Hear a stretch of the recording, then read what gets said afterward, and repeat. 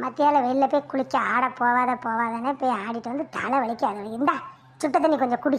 என்னத்தை பார்த்து விட்டத்தை பார்த்துட்டு அடக்கா டீயை பிடிப்பல. பால் காப்பி கட்டதுக்கு கடுங்காப்பி, இந்த கடுங்காப்பி தரதுக்காம இந்த வரத்து வேற கொண்டா. உனக்கு நினைச்ச நேரம் மாடு மடியெல்லாம் பிடிக்க முடியாது சரியா, குடி. யாரு பா நீதானாங்கோ? நான் பயந்தே போயிட்டேன். என்னடா மத்தியால வெயிலுக்கு வந்திருக்க? அவள் என் கூட குளிச்சுட்டு வீட்டுக்கே போகல, வெளியில் 2-3 மலர் பிள்ளைகிட்ட பேசிட்டு நின்னா, அந்தானே வீட்டுக்கு போன்னு சொல்லிட்டு வந்தேன். பின்னால் அங்கனைக்கு வந்துட்டான்.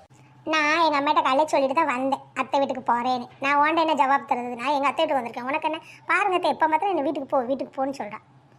அவன் நீயும் அவ்வளோ வருடத்தில் குறியா இருக்க? இதை உங்கள் அப்பா வீட்டுக்கா வந்திருக்கா? எங்கள் அண்ணன் மவ என் வீட்டுக்கு வந்திருக்கா. பிச்சு புடம் பிச்சு உன் வீட்டு அதுக்குள்ள கண்டா மட்டும் உள்ளே அவங்க அத்தை மக்களை கண்டவனே உள்ளவா மெல்லா.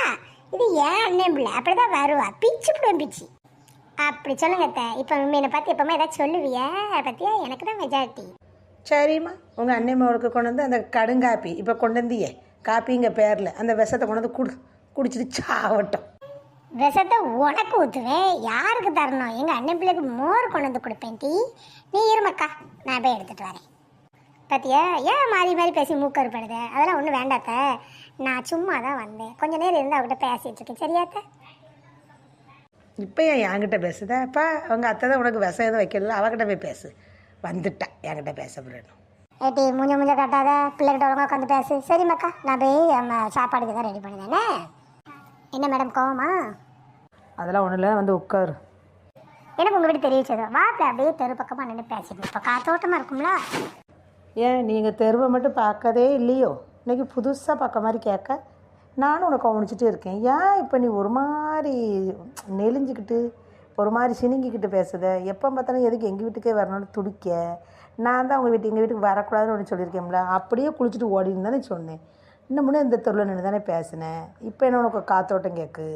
அட சாரதா வாடி. சுற்றி போச்சு, இப்படி இழுத்து போடுவேன் நாய. ஏன் மாமா நீ என்ன சாப்பிட்ட? எனக்கு நீ ஒண்ணுமே தரலையே. உன் மேல நல்ல மனம் பிரியாணி மேல கமகம தூக்குறே.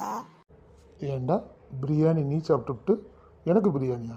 எங்கள் வீட்டில் எனக்கு பிரியாணி இல்லையே, கத்திரிக்காய் குழம்புல. அப்புறம் எப்படி என் மேலே பிரியாணி வடை வரும்? உனக்கு பிரியாணி வேணா சொல்லு, வாங்கி தரேன். அதுக்காண்டி இப்படி பிட்டெல்லாம் போடாதானே. இல்ல ஐயங்க ஆங்கியா